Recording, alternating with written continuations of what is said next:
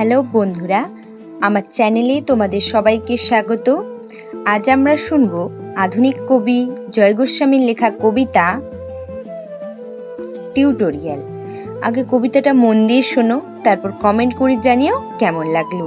তোমাদের ভালো লাগলে একটা লাইক দিয়ে দিও, আর এইরকম আরও কবিতা শুনতে চ্যানেলটা সাবস্ক্রাইব করে পাশে থাকা বেল আইকনটা প্রেস করে দিও। চলো তাহলে শুরু করি। তোমাকে পেতেই হবে শতকরা অন্তত 90 বা 90-এর বেশি। তোমাকে হতেই হবে একদম প্রথম, তার বদলে মাত্র 85। 5 নম্বর কম কেন? কেন কম? এই জন্য আমি রোজ মুখে রক্ত তুলে খেটে আসি। এই জন্য তোমার মা কাক ভরে উঠে সব কাজকর্ম সেরে ছোটবেলা থেকে যেত তোমাকে স্কুলে পৌঁছে দিতে। এই জন্য কাঠফাটা রোদ্দুরে কি প্যাচ প্যাচে বর্ষায় সারাদিন বসে থাকতো বাড়ির রোয়াকে কিংবা পার্কের বেঞ্চিতে। তারপর ছুটি হতে ভিড় বাঁচাতে মিনি বাস ছেড়ে অটোওয়ালাদের ওই খারাপ মেজাজ সহ্য করে বাড়ি এসে না হাঁপিয়ে আবার তোমার পড়া নিয়ে বসে পড়তো, যতক্ষণ না আমি বাড়ি ফিরে তোমার হোম ট্যাক্স দেখছি। তারপর আঁচলে মুখ মুছে ঢুকতো গিয়ে ব্যবসা রান্নাঘরে।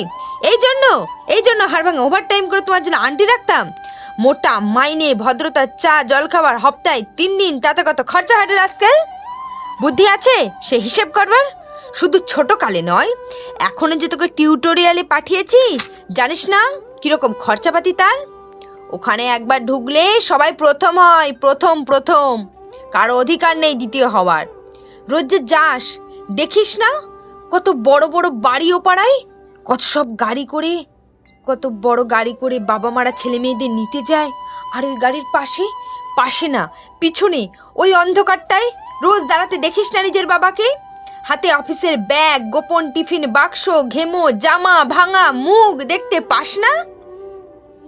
মন কোথায় থাকে ওই মেয়েগুলোর দিকে যারা তোর সঙ্গে পড়তে আসে? ওরা তোকে পাত্তা দেবে ভুলেও ভাবিস না। ওরা কত বড় লোক। তোকে পাত্তা পেতে হলে থাকতে হবে বিদেশে, ফরেনে, এনআরআই হতে হবে, এনআরআই। তবেই ম্যাজিক দেখবি। কবি, সাহিত্যিক থেকে মন্ত্রী অবধি এক ডাকে চেনে।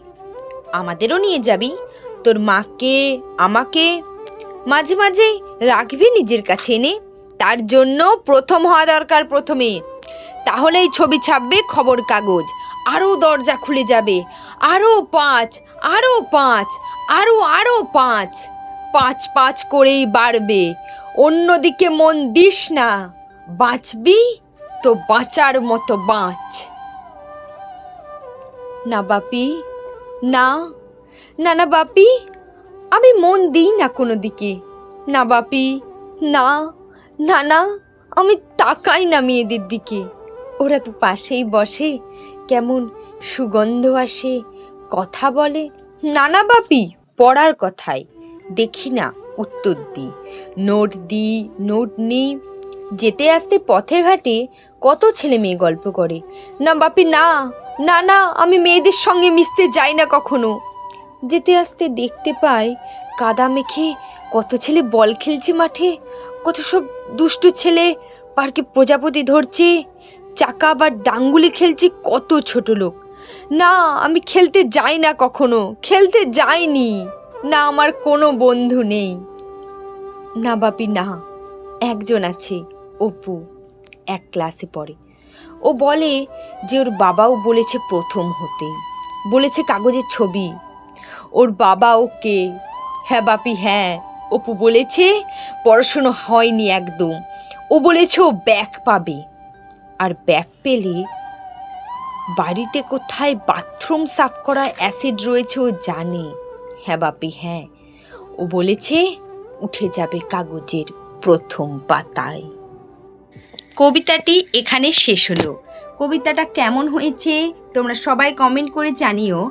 আর যদি ভালো লাগে তাহলে লাইক আর কমেন্ট করো, আর যদি ভালো না লাগে তাহলে কমেন্ট করে জানিও। কারণ যদি কবিতা শুনতে খারাপ লাগে আর সেটা তোমরা কমেন্ট করে জানালে আমরা আরও ভালো করার চেষ্টা করব। আর তোমরা লাইক, কমেন্ট, শেয়ার, সাবস্ক্রাইব করলে আমরা আনন্দের সাথে তোমাদের নতুন কবিতা শোনাতে পারবো।